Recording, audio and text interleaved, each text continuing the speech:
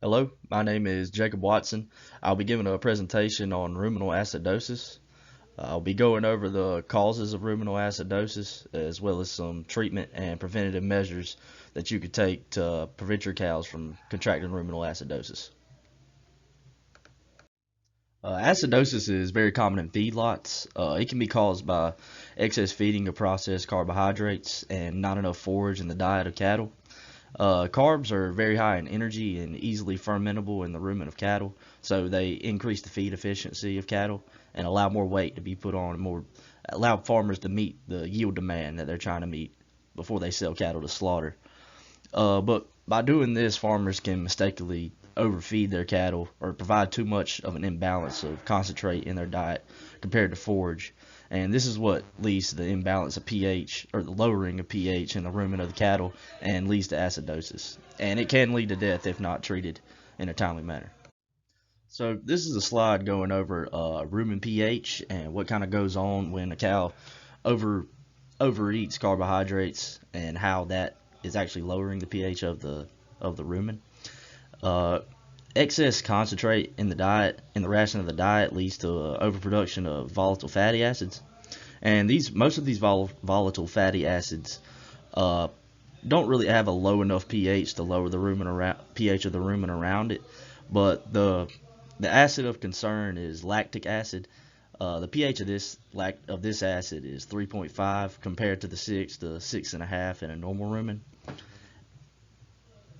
And rumen pH, once it gets below 5.5, that's officially considered acidosis rumen.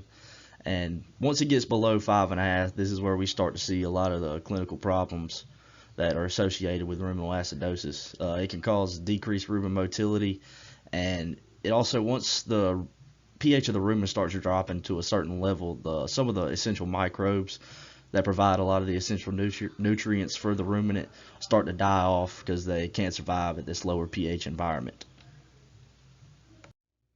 So on this slide, I have a few signs or ways of detecting acidosis in your herd.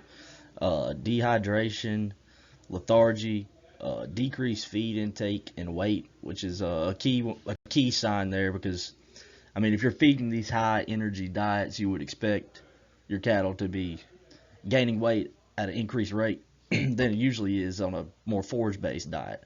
So that just goes to show how important it is with that sign there, that if you're feeding, I mean, you're getting the adverse effect of what you're trying to achieve by feeding these high grain diets if you feed them excessively. Decrease in cud chewing, that's a sign of less rumination in the gut of the animal. Diarrhea, laminitis can be a big issue in herds.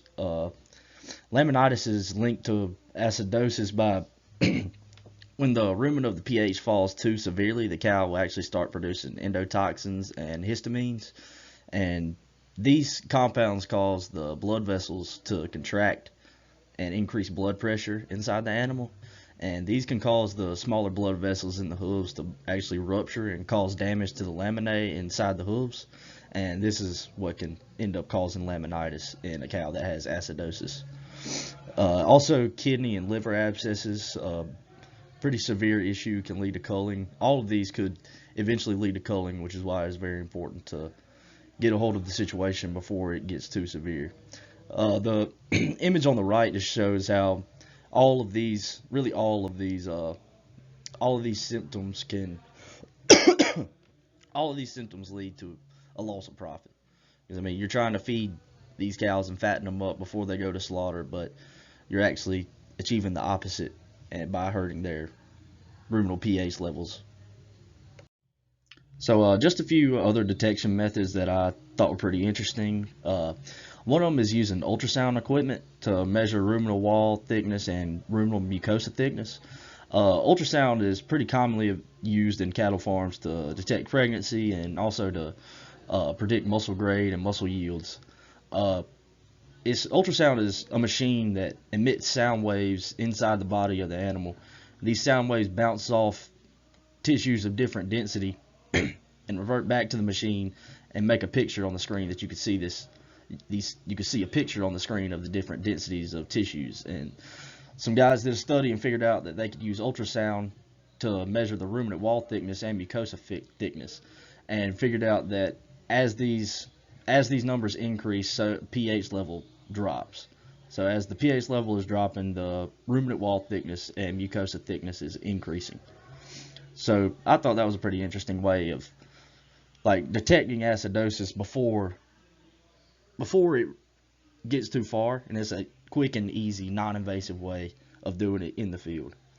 And another way is milk urea nitrogen levels and fat content. And dairy farms can use this. They can test the milk urea nitrogen levels of the milk of their cows and the fat content of the cows. A study was done that figured out that milk urea nitrogen levels and fat content, the higher those levels are, the more able a ruminant is to withstand the effects of acidosis. So if a cow had higher milk urea nitrogen levels and fat content than another cow, it would be able to consume the same amounts, the same ration, but its pH levels would maintain higher pH levels than a cow that had lower urea nitrogen levels and fat content. This is a good non-invasive way of figuring out which cows in your herd might be more at risk to ruminal acidosis. Oh, and also the cows that had higher milk urea nitrogen levels and fat content were quicker to recover from ruminal acidosis as well. So ruminal acidosis is not something that you can vaccinate for. It's something you have to prevent and treat when found. Good ways to do this is simply just adding more forage to the diet, using less processed and less finely ground grains that still have the holes on them. You can supplement sodium bicarbonate, which is a really good buffer. It can start to raise that pH level in the rumen.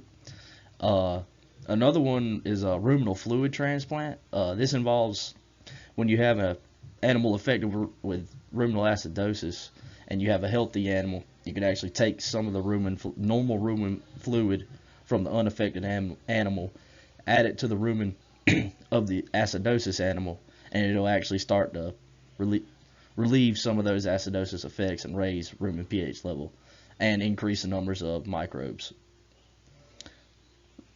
You could also introduce lactate utilizing microbes such as Megasphaera elsdeni. This is a lactate metabolizing microbe that can live in the rumen of the ruminant and help kind of bring down those lactate levels. So in conclusion, ruminal acidosis is a very complex metabolic disorder. Scientists are still trying to understand it fully, but we do know the best ways to prevent ruminal acidosis is to just feed adequate proportions of forage in your diets, especially in feedlot cattle, trying to add those extra pounds on before you sell the slaughter. Also, just diligent observations of your herd, just getting out there daily and watching your herd, just looking for any abnormal activities. Just a real good first step in detecting acidosis and preventing it from causing too much damage to production efficiency. And that's all. Thanks for watching.